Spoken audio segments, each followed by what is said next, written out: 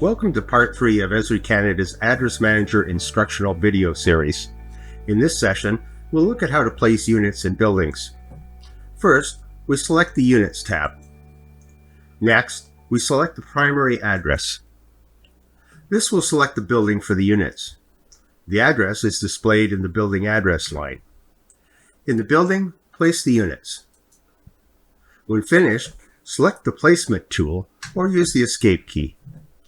The Unit Attributes panel will open. The unit type defaults to the values in the Configurator app, but can be changed in the Unit Type box. If all of the points are the same unit type, select the hamburger icon and then select Copy this field. All of the units and any units added subsequently will have this unit type assigned.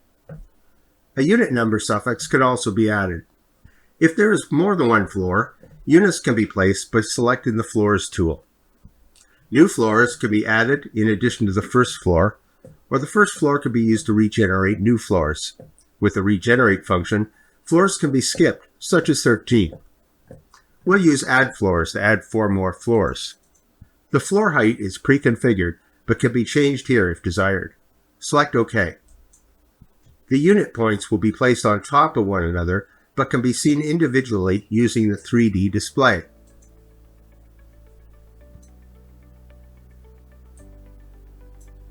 If everything is correct, select Save. Up next is Part 4, Addressing Existing and Temporary Roads.